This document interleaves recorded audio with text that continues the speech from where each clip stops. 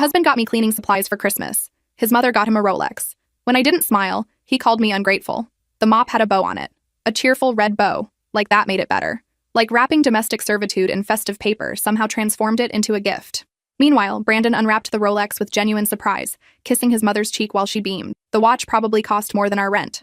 I got a mop, a bucket, and industrial-strength floor cleaner. Don't misunderstand. I wasn't expecting diamonds. We'd been married 8 months, and money was tight with Brandon's student loans. But a mop? From the man who claimed to be my partner? His mother, Patricia, watched me over her wine glass, waiting for gratitude. Thank her, Brandon hissed under his breath. His fingers dug into my knee beneath the table. So I smiled and said the words expected of me. Thank you, Patricia. This is so thoughtful. She nodded, satisfied. Well, someone has to keep that apartment clean. Brandon works so hard. He deserves to come home to a proper environment. The implication hung there. I worked too, 40 hours weekly at a dental office. But somehow my job didn't count. Didn't measure up to Brandon's position at his uncle's firm where he answered phones and filed paperwork while calling himself an associate. After everyone left, I stood in our kitchen holding that mop. Brandon was already wearing his new Rolex, admiring it in every reflective surface. Pretty nice, right? He said. Mom really splurged this year. I asked if he noticed the disparity. The difference between his gift and mine. He laughed. Babe, you're being dramatic. Mom knows you've been complaining about our floors. She was trying to help. I hadn't been complaining. I'd mentioned once, casually, that the tile needed scrubbing. Apparently that translated into receiving janitorial supplies for Christmas while my husband got luxury goods. The next morning, I called my best friend. She didn't sugarcoat it. That's messed up. Your mother-in-law is sending a message and your husband is too dense to see it. Things deteriorated from there. Brandon started coming home later, expecting dinner ready and floors spotless. When I suggested we split chores, he laughed. I make more money. You have more time. Do the math. Except I didn't have more time. I had the same 40-hour work week he did, just at a job his family considered beneath him. One night, I came home exhausted to find Patricia in our apartment. She had a key Brandon had given her without telling me. She was reorganizing our kitchen, tutting about my poor housekeeping standards. This is how you keep a marriage, she said. A man needs order. My son deserves better than this chaos. I asked her to leave. She refused until Brandon arrived and sided with her. Mom's just trying to help. Why do you have to make everything difficult? That night, I packed a bag and stayed with my friend. Brandon called 32 times, texts ranging from apologetic to angry to manipulative. I returned 3 days later to find the apartment completely rearranged. Patricia had installed a chore chart on the refrigerator with my name beside every task. Brandon stood there, arms crossed. We sat down and went through expectations together. This is what a partnership looks like. Everyone has roles. 6 weeks later, I discovered I was pregnant. Brandon was ecstatic, immediately calling his mother. Patricia arrived within the hour with baby name books, all containing variations of Brandon and Patricia. But here's what neither of them knew. That dental office where I worked? The dentist was my uncle. He'd been watching this whole situation unfold. Last week, he made me an offer. Manager position at his new practice across the state. Salary double what Brandon made, full benefits, housing assistance, and a lawyer's contact information. I'm 12 weeks pregnant now. The divorce papers are printed and waiting in my car. Tonight, Brandon's bringing his mother over for dinner to discuss nursery colors. They're expecting pot roast and compliance. What they're getting is something else entirely. The pot roast was actually cooking when they arrived. I'd learned early in the marriage that small gestures of compliance made the bigger rebellions easier to hide. Patricia swept in, carrying fabric swatches and paint samples, already redecorating a nursery that didn't exist yet in an apartment she didn't live in. Neutral colors are best, she announced, spreading samples across our coffee table. Beige, cream, soft gray. Gender neutral until we know what we're having. Though I'm praying for a boy. The family name needs to continue. Brandon nodded along, scrolling through his phone with his Rolex, catching the light every few seconds. He hadn't asked how I was feeling. Hadn't noticed I'd lost 8 pounds from morning sickness so severe I could barely keep water down. His mother had called twice this week to remind me that proper nutrition was essential for carrying her grandchild.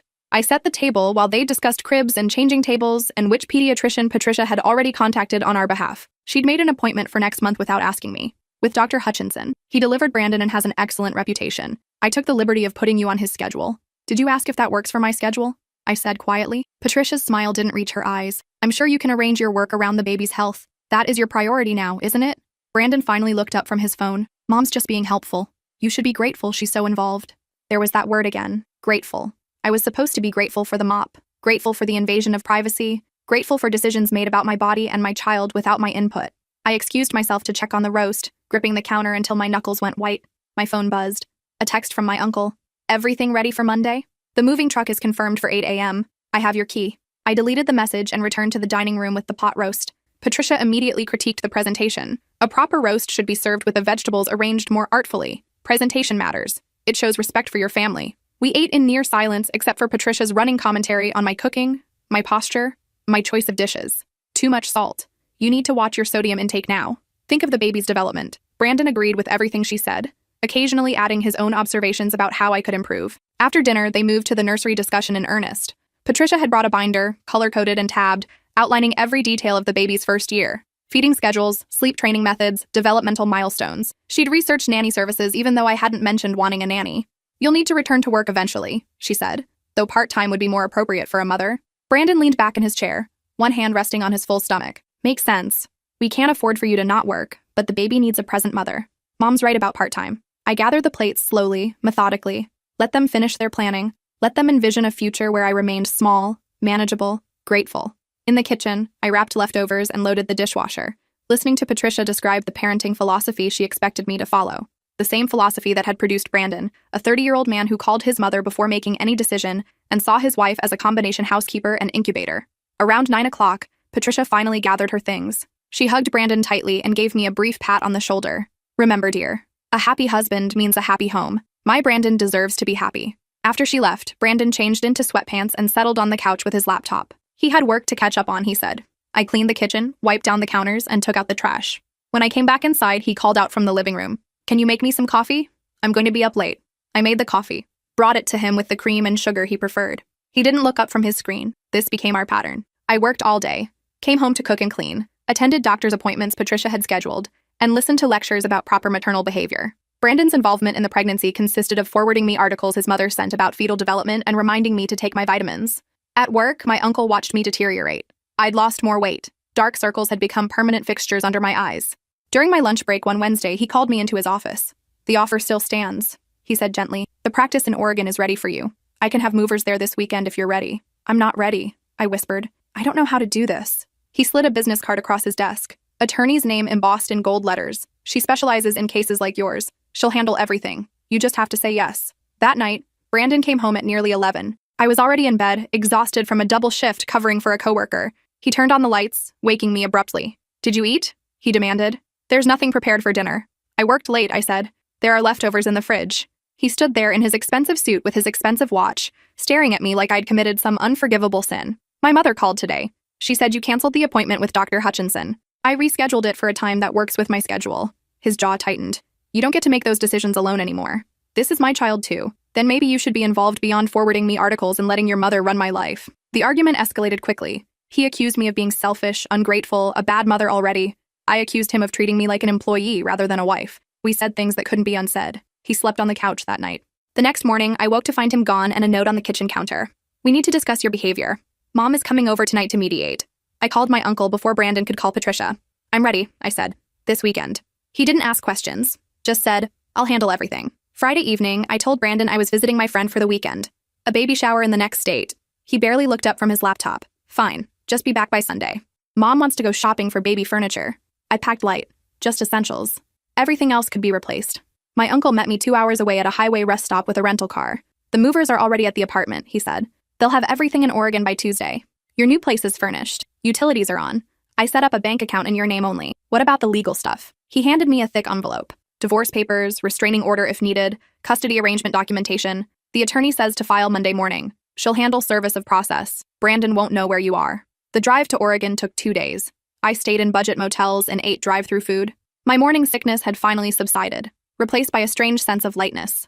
Every mile between me and Brandon felt like breathing after being underwater too long. The new apartment was small, but clean. Second floor of a converted house in a quiet neighborhood.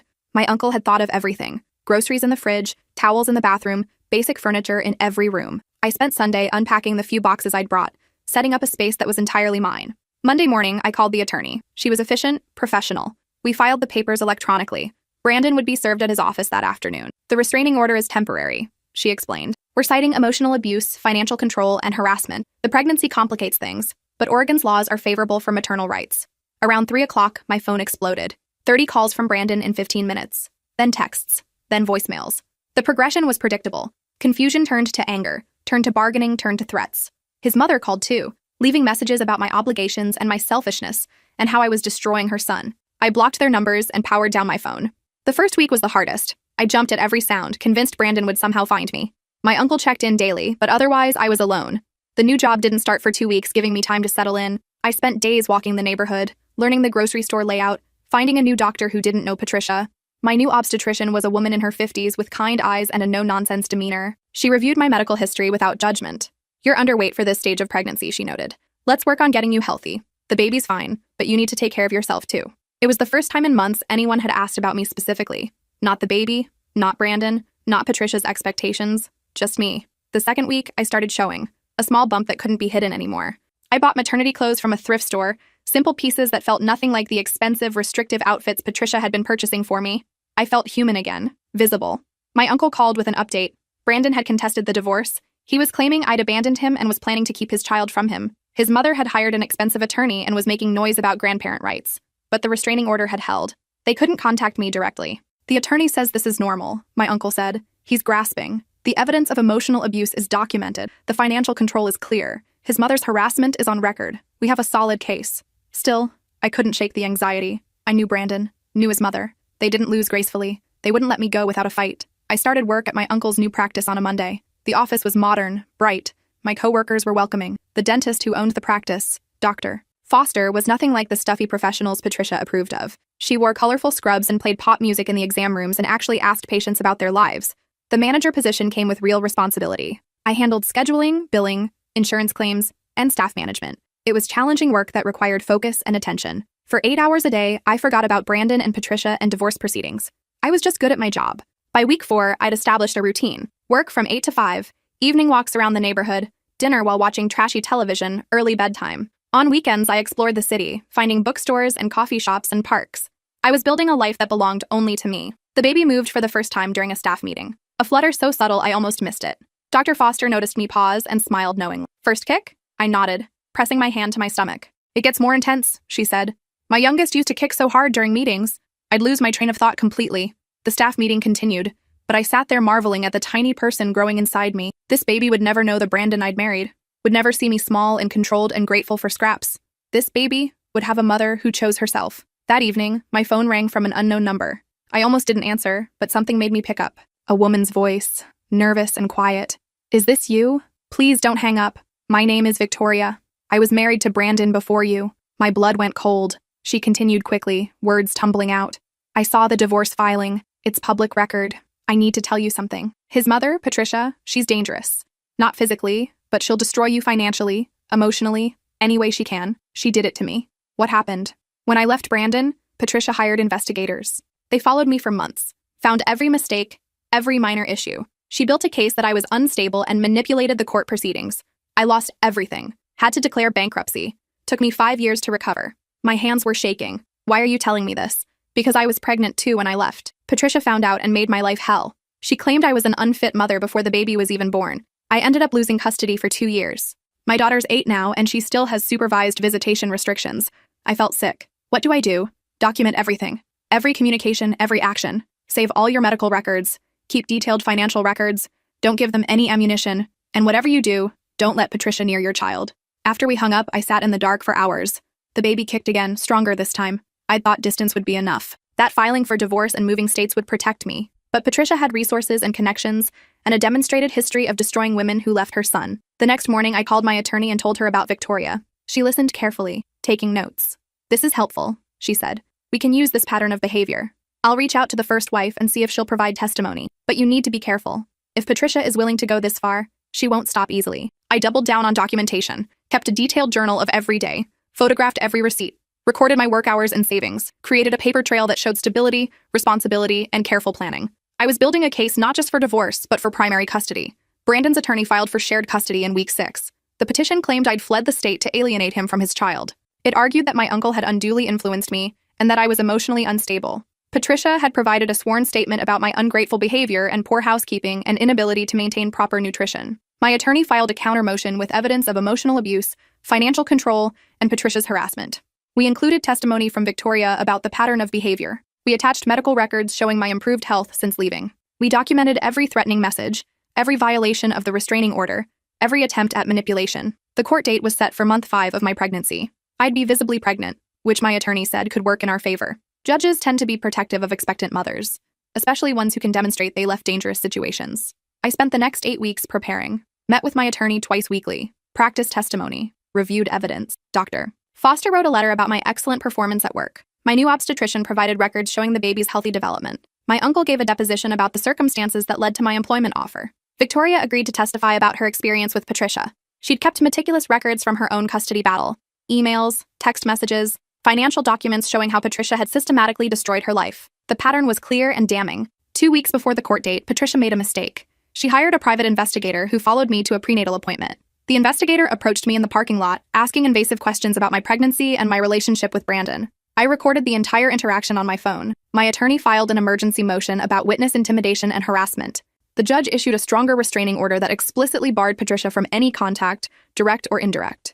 It was a small victory, but it felt significant. The night before court, I couldn't sleep. I paced my apartment, one hand on my growing belly, rehearsing answers to questions I knew Brandon's attorney would ask. Why did you leave without discussing it? Weren't you denying Brandon the chance to be involved in the pregnancy? How can you claim abuse when there was never any physical violence? I had answers. Good answers. True answers. But I was terrified they wouldn't be enough. The courtroom was smaller than I expected. Brandon sat with his attorney and Patricia, all three dressed expensively and radiating confidence. I sat with my attorney, wearing a simple maternity dress and flats. We looked like David and Goliath, except Goliath had better lawyers and unlimited funds. The judge was a woman in her 60s who'd been on the family court bench for 20 years. She reviewed the case files with a neutral expression, occasionally asking clarifying questions. Both sides presented opening statements. Brandon's attorney painted me as impulsive and ungrateful, a woman who'd abandoned her husband during a difficult time and fled the state to keep his child from him. They presented Patricia's testimony about my poor housekeeping and inadequate nutrition. They showed photos of the apartment's condition when I'd left, which Patricia had apparently documented extensively. My attorney presented the evidence methodically. The Christmas gifts showing the disparity in how I was valued. The medical records showing my health had declined during the marriage and improved after leaving. The documentation of Patricia's key to our apartment and her unauthorized presence. The threatening messages after I'd filed for divorce. Victoria's testimony about the pattern of behavior. Then came individual testimony. Brandon took the stand first. He was polished and rehearsed. He talked about how much he loved me and wanted to be a father. He claimed he'd been working hard to provide for our family and couldn't understand why I'd left. He cried when discussing the baby, saying he just wanted the chance to be involved. His attorney asked, "Did you ever physically harm your wife?" "Never." "Did you ever threaten her?" "Absolutely not." "Can you explain the Christmas gifts that have been mentioned?" "I thought she needed cleaning supplies. Our apartment was messy, and she'd mentioned wanting to clean more. My mother gave me an expensive gift." "Yes, but that doesn't mean I don't value my wife." When my attorney cross-examined, she was surgical. "Mr. Brandon, you stated the apartment was messy. Who was responsible for cleaning?" "Well, she was home more than me." "Your work schedules were identical, 40 hours per week each. Is that correct?" "Yes, but my job is more demanding." "You answered phones and filed paperwork at your uncle's firm. Is that accurate?" "It's more complex than that." The cross-examination continued, picking apart every claim. By the end, Brandon looked less polished, more defensive. Then Patricia testified. She was smooth, practiced. She talked about her concern for her grandchild and her son's well-being. She claimed she'd only been trying to help a young couple struggling in their marriage. The key to the apartment? Brandon had given it to her for emergencies. The reorganizing? She'd been worried about my mental state and wanted to ensure a safe environment. My attorney brought out the emails Patricia had sent to Victoria during her custody battle. Emails threatening to prove her unfit. Emails coordinating with investigators. Emails celebrating small victories and destroying her former daughter-in-law. "Is this your email address, Mrs. Patricia?" "Yes." "Did you send these emails to Victoria?" Patricia's attorney objected, claiming relevance. The judge overruled. Patricia admitted to sending the emails but claimed they'd been taken out of context. "What context makes threatening to destroy someone acceptable?" My attorney asked. "I was protecting my son, just like I'm protecting him now." When I took the stand, I was shaking. My attorney asked me to describe the marriage, the Christmas incident, the escalating control. I talked about Patricia's unauthorized presence in my apartment, about the chore chart, about the constant criticism, about discovering I was pregnant and realizing I couldn't raise a child in that environment. Brandon's attorney was aggressive during cross-examination. "You left in the middle of the night without discussion. That's abandonment." "I left when I felt it was safe to do so." "Safe? Your husband never harmed you physically. Harm takes many forms. You deny him the chance to be involved in his child's prenatal care. He was sent notification of every appointment. He chose not to travel to them. You're working full-time while pregnant. Isn't that stressful for the baby?" "My doctor says the baby is healthy and I'm thriving, unlike when I was with Brandon." The attorney tried to rattle me, but I'd prepared for this. Every question had an answer. Every accusation had evidence to counter it. Victoria's testimony was powerful. She described her marriage to Brandon, which had followed an identical pattern, the gradual erosion of autonomy, Patricia's increasing control, the isolation from friends and family, the constant criticism. She talked about the custody battle, the financial devastation, the years it took to recover. Brandon's attorney objected repeatedly, claiming Victoria's experience wasn't relevant to my case. The judge disagreed. "This establishes a pattern of behavior," she said. "I'm allowing it." The trial lasted 2 days. In the end, the judge took a week to review all evidence before issuing her ruling. Those 7 days felt like 7 years. I went to work, came home, and waited. The baby was active now, kicking and moving constantly. I talked to the bump, promising a better life than the one I'd left. When the ruling came, my attorney called me at work. Her voice was calm, but I could hear the smile behind it. We won. Full custody to you. Brandon gets supervised visitation once monthly, but only after the baby is 6 months old. Patricia is barred from any contact with the child until they turn 18 unless you explicitly allow it. I sat down hard in my office chair. What about the divorce? Granted. Full dissolution. He has to pay child support based on his income, but there's no alimony requirement since the marriage was short-term. You keep everything you left with. He keeps everything from before the marriage. After we hung up, I cried. Not sad tears. Relief. The kind of crying that comes from releasing months of tension. Dr. Foster found me and hugged me without asking questions. When I finally explained, she organized an impromptu office celebration with grocery store cake and sparkling cider. Brandon's attorney filed an appeal, but my attorney wasn't worried. The evidence was overwhelming. The judge's ruling was thorough. Appeals in family court rarely overturn well-documented decisions. I spent the next 4 months preparing for the baby. I took Lamaze classes alone, practicing breathing exercises in my living room. I set up a nursery with secondhand furniture painted in cheerful yellows and greens. No beige, no cream, no Patricia-approved neutrals. I read parenting books that advocated for attachment and independence, not the rigid scheduling Patricia had pushed. My co-workers threw me a baby shower. Dr. Foster gave me a handmade quilt. The hygienist bought me a rocking chair. My uncle sent a college fund contribution and a note that said, "You're going to be an amazing mother." I went into labor 3 days before my due date. Called my uncle, who met me at the hospital. Labor lasted 18 hours. It was painful and exhausting and nothing like the serene experience Patricia had described from Brandon's birth. But when they placed my daughter on my chest, tiny and perfect and screaming, everything else disappeared. I named her Violet. Not after anyone in particular, just because I liked the name and it was mine to choose. She had my nose and Brandon's chin and her own fierce personality from the start. The nurses joked that she had opinions about everything already. My uncle stayed for the first week, helping with midnight feedings and diaper changes. He left my freezer stocked with meals and my cabinets full of coffee. "You're doing great," he said before leaving. "She's lucky to have you." Brandon exercised his visitation rights when Violet was 6 months old. The supervised visits happened at a family services center with a court-appointed monitor present. He showed up in a suit, looking uncomfortable and out of place. Violet cried when he held her, reaching for me. The visits were tense and awkward. After 3 months, he stopped coming regularly. Work obligations, he claimed. Patricia sent cards on holidays, always addressed to Violet but clearly meant for me. Messages about how grandchildren need both sides of their family, how I was denying Violet her heritage, how Brandon was heartbroken. I filed them away as evidence in case we needed them later, but never responded. Violet's first year passed in a blur of milestones and sleepless nights and tiny victories. Her first smile, her first word, her first steps. I documented everything in a baby book, writing notes about her personality and her preferences, and the life we were building together. A life where she saw her mother making decisions and working hard and choosing herself. On Violet's first birthday, I threw a small party. My coworkers came, my uncle came, a few neighbors I'd befriended. We ate cake and sang songs and celebrated this tiny human who'd changed everything. That evening, after everyone left and Violet was asleep, I sat on my porch watching the sunset. My phone buzzed with a text from an unknown number. Brandon had gotten a new number to get around the blocked contacts. "Just wanted to say happy birthday to my daughter.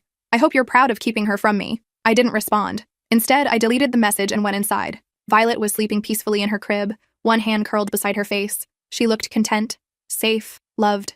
Everything I'd wanted to be and never was in that marriage. The second year was easier. Violet became more independent, more communicative. She learned to say mom and up and no with increasing frequency. I got a promotion at work, taking on additional responsibilities and a salary increase. We moved to a larger apartment with a backyard where Violet could play. Brandon's visits became increasingly sporadic. He'd show up once every 2 or 3 months, spend an uncomfortable hour with a daughter who didn't know him, then disappear again. The court eventually modified the arrangement to voluntary visitation at his discretion. He rarely used it.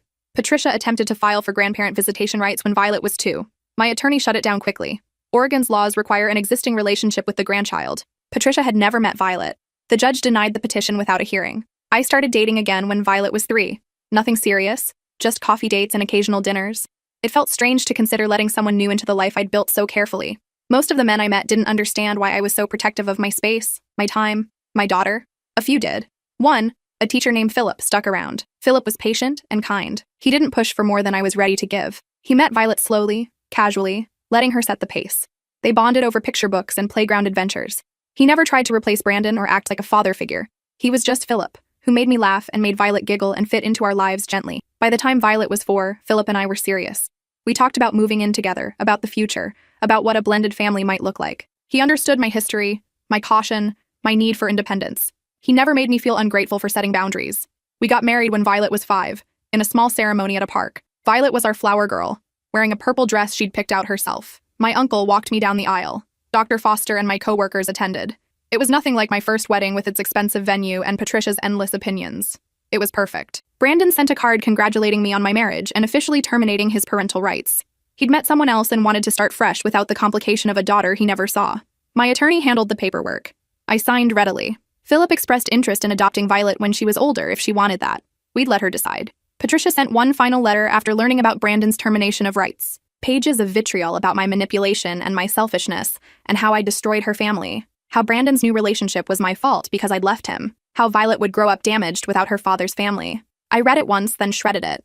Some things didn't deserve space in my life. Violet started kindergarten that fall. She was bright and curious and confident. Her teacher commented on her independence and her kindness. She made friends easily and came home each day with stories about her adventures. She had no memory of Brandon, no relationship with Patricia, no connection to that part of her history. She just knew Mom and Philip and Uncle and the life we'd built together. Sometimes, late at night, I thought about that Christmas morning. The mop with its cheerful bow. Patricia's satisfied smile. Brandon's expensive watch.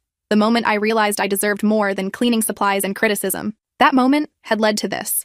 To Violet sleeping peacefully in her bed. To Philip reading beside me. To a job I loved and a home that was truly mine. I kept the divorce papers in a file cabinet, along with all the court documents and evidence.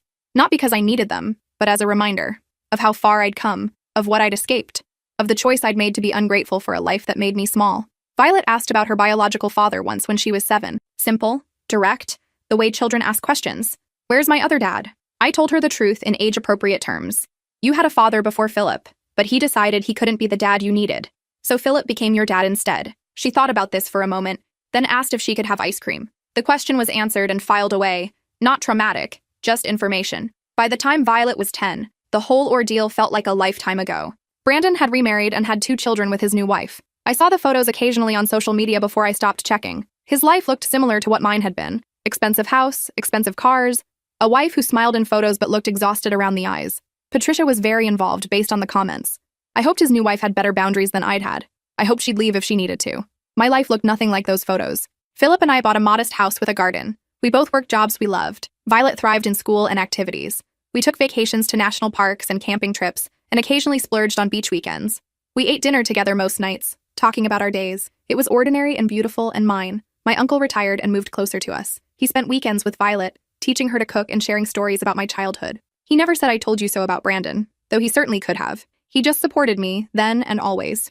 Dr. Foster became one of my closest friends. Our daughters attended the same school. We carpooled and shared parenting struggles and celebrated each other's victories. She never made me feel less than for my past or my choices.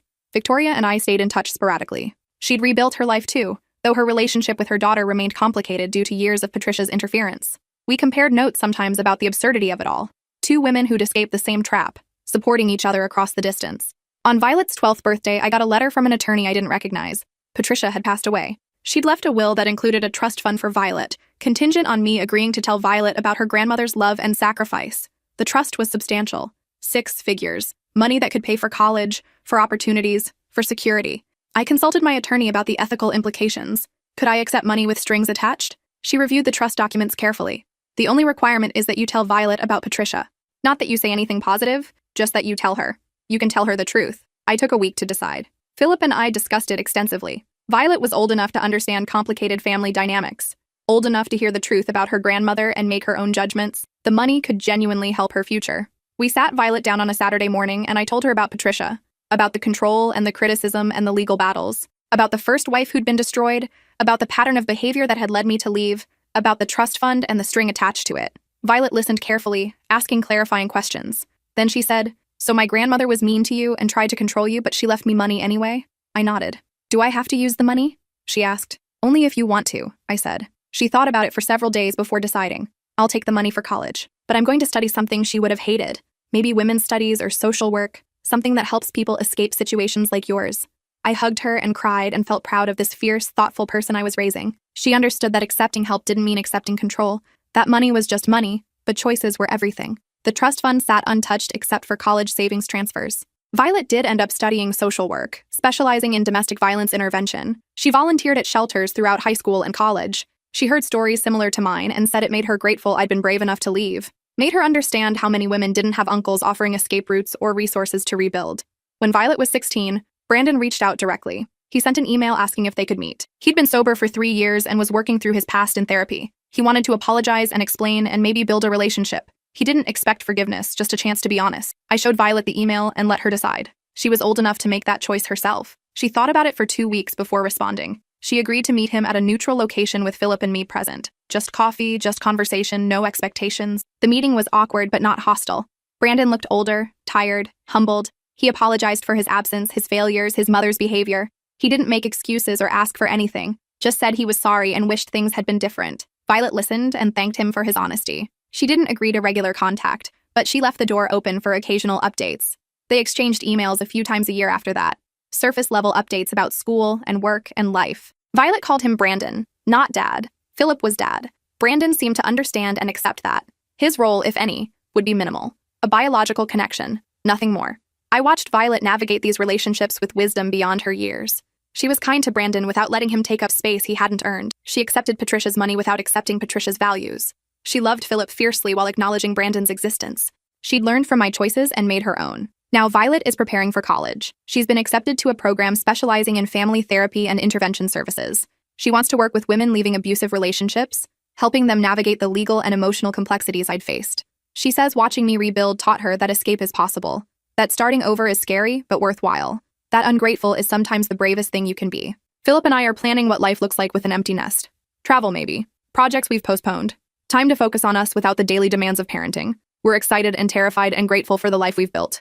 Sometimes I think about that mop. Wonder if Brandon even remembers giving it to me, or if it's lost among hundreds of other forgotten moments.